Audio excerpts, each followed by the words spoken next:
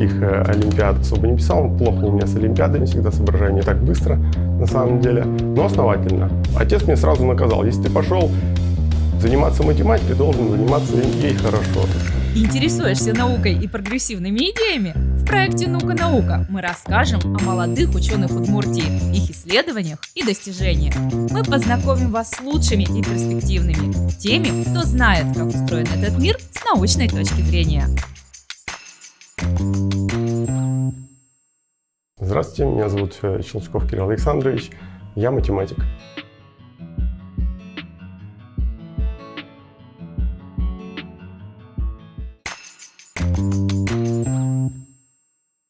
С детства у меня было некое природное любопытство. По телевизору всегда нравилось смотреть всякие научные передачи про природу, про физику. Школа самая обычная, никаких звезд я там не хватал с неба, никаких олимпиад особо не писал. Плохо у меня с олимпиадами, всегда соображаю не так быстро, на самом деле, но основательно. Отец меня сразу наказал: если ты пошел заниматься математикой, должен заниматься ей хорошо. Я занимаюсь исследованием управляемости динамическими системами в условиях помехи посредством дискретного управления. И я рассматриваю эту систему в терминах дифференциальной игры. То есть в условиях конфликта, когда мы хотим достичь одной цели, привести систему к одному состоянию, а вот такая вторая буковка, собственно, хочет какой-то цели несовместной, чего-то другого, что не сочетается с нашей целью.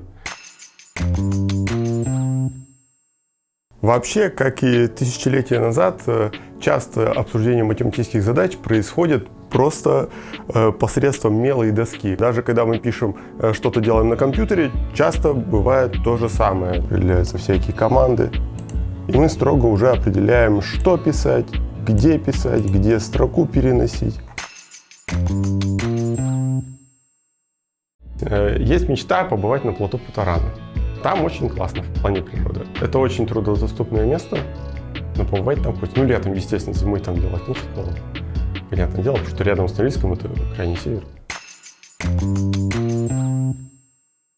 В планах продолжать работать просто. Научная работа идет, статьи пишутся. Хочется, конечно, защитить докторскую. Можно математикой заниматься, в принципе, не опираясь ни на что, как искусством, как таковым, потому что она сама по себе невероятно красивая.